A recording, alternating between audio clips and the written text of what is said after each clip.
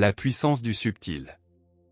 Dans un monastère caché entre les nuages et les montagnes, là où les bambous murmurent des secrets portés par le vent, vivait un vieux moine nommé Jinan. Ses pas étaient lents comme le temps qui s'étire, et sa voix si douce qu'on aurait cru qu'il ne parlait pas avec des mots, mais avec des silences. Il n'avait pas de disciples. Il ne prêchait jamais.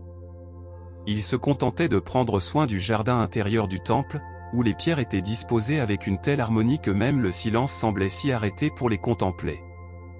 Un soir, un jeune homme nommé Haru arriva au temple, fuyant le tumulte de son propre esprit. « Je cherche la sagesse, maître, dit-il en s'inclinant profondément. Je veux apprendre à être fort. À résister au chaos du monde. » Jinan le regarda avec des yeux paisibles, puis répondit simplement par un geste, il tendit la main et désigna une feuille tombant lentement d'un prunier. Haru ne comprit pas.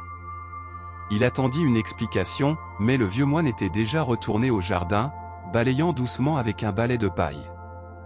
Ainsi commença son apprentissage sans parole, seulement des gestes, des souffles, et des signes encore plus subtils.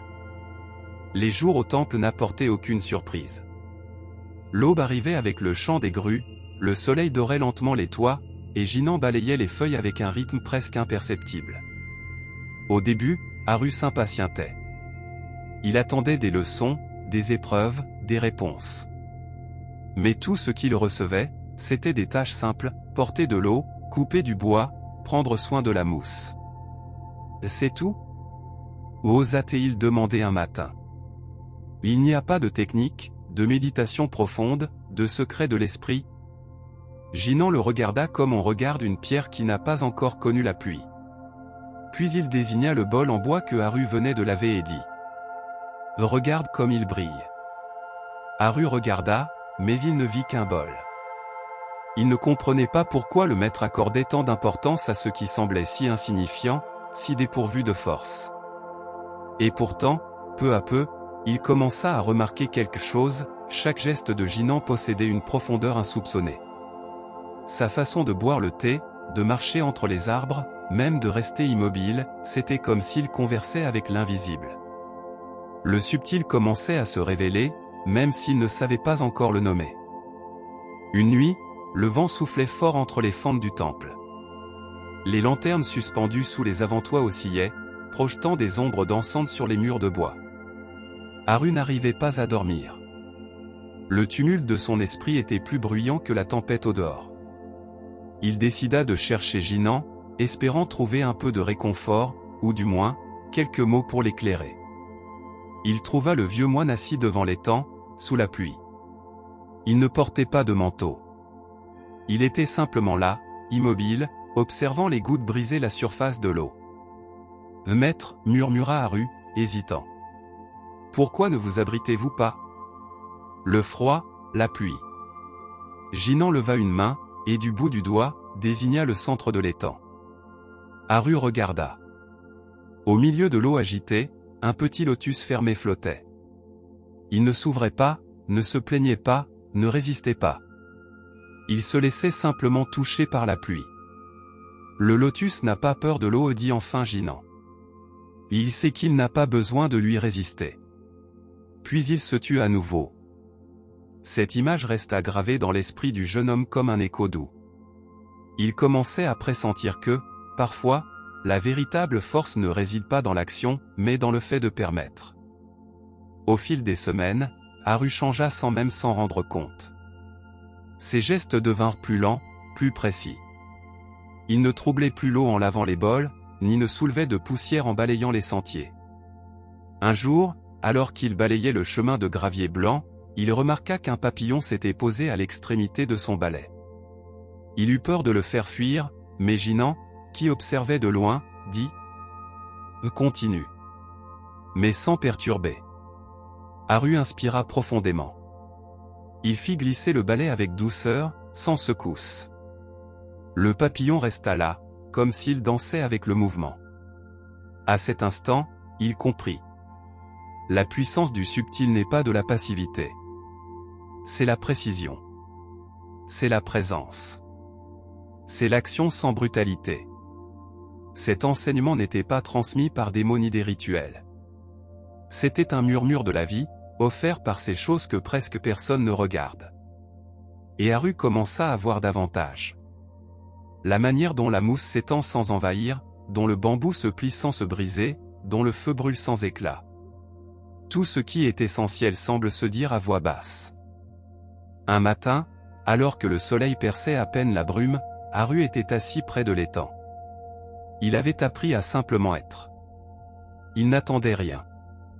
Il observait, simplement. C'est alors qu'il remarqua quelque chose qu'il aurait ignoré autrefois. Une toile d'araignée tissée entre deux roseaux, suspendue tel un pont invisible au-dessus de l'eau. En son centre, une goutte de rosée. Petite comme un soupir. Elle brillait sous la lumière de l'aube, comme si elle contenait le monde entier en elle.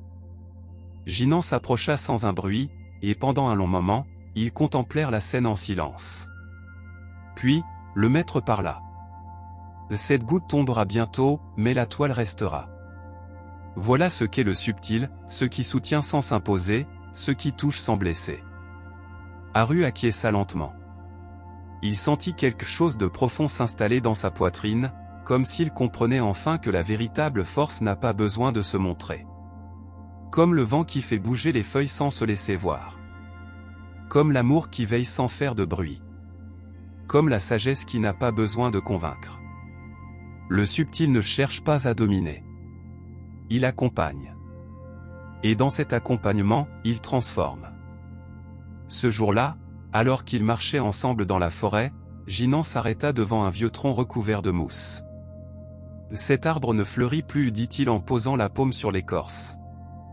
Mais il offre encore de l'ombre, un abri, et du silence. Haru l'observa en silence, remarquant comment les lichens, l'humidité et les racines entremêlées poursuivaient leur cours, sans jamais demander à être vus. « Et si personne ne le regarde ?» demanda le jeune homme. « Est-ce que cela a encore un sens de continuer à donner ?» Jinan sourit, avec la tendresse de celui qui ne débat plus avec la vie. La puissance du subtil, répondit-il, n'a pas besoin de témoins. Elle agit parce que c'est dans sa nature. Le vent fit frémir les cimes, et une pluie douce de feuilles descendit sur eux. Aucune ne tomba avec fracas. Seulement une danse silencieuse, touchant la terre sans bruit. Haru ferma les yeux. Il sentit que tout cela, la mousse, le tronc, le maître, l'instant, était en train de lui enseigner, sans mots. Comme si le monde entier lui parlait dans une langue que l'on n'entend que lorsqu'on cesse de chercher des explications. Le subtil commençait à l'habiter. Une nuit, alors que la lune flottait entre les nuages comme une lanterne silencieuse, Haru resta seul sous le porche du temple. Il n'y avait plus de tâches à accomplir, ni de questions à poser. Seulement la présence de l'instant, telle une feuille flottant dans le bol du temps. C'est alors qu'il entendit le son de l'eau dans le puits, une goutte, puis une autre, et encore une autre. Rien d'autre. Mais chaque goutte semblait rythmer le battement d'un cœur qui n'était pas le sien, ou peut-être bien que si. Dans ce silence, il comprit que cette cadence imperceptible pour le monde extérieur était le pouls même de l'existence. La subtilité n'était pas absence de force. Elle était la force, libérée de tout besoin de s'imposer. Il se rappela alors le lotus sous la pluie, le papillon sur le balai, la toile et sa goutte de rosée, le tronc sans fleurs. Et aussi le maître, qui l'avait guidé sans l'orienter, transformé sans le toucher. La véritable transmission, pensa-t-il, ne s'écoute pas, ne se mémorise pas. Elle se dissout en soi, comme un parfum dans l'air, comme la lumière dans l'eau. Et cette nuit-là, sans cérémonie ni adieu, il sut que l'apprentissage avait fleuri. À l'aube, Haru prépara le thé comme il avait vu Jinan le faire 1000 fois. Chaque geste était précis, sans précipitation. Il versa l'eau comme on arrose une terre sacrée. Il disposa les bols comme on ordonne son monde intérieur. Lorsque Jinan entra, il ne dit rien.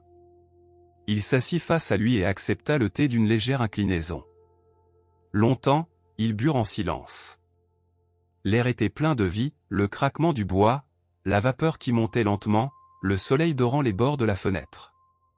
Tout se déroulait avec une intensité paisible. Puis, le vieil homme rompit le silence d'une seule phrase. Ce qui est subtil est ce qui demeure. Et à cet instant, Haru comprit qu'il n'y avait plus rien à apprendre. Car l'essentiel était déjà là, en lui. Non pas comme un savoir, mais comme une façon d'être. Le lendemain, il quitta le temple sans bruit, comme il y était venu. Mais là où il marchait, les pierres se mettaient en ordre. Là où il parlait, les cœurs se calmaient. Là où il se taisait, naissait la paix. Ainsi est la puissance du subtil. Elle ne se remarque pas, mais elle transforme.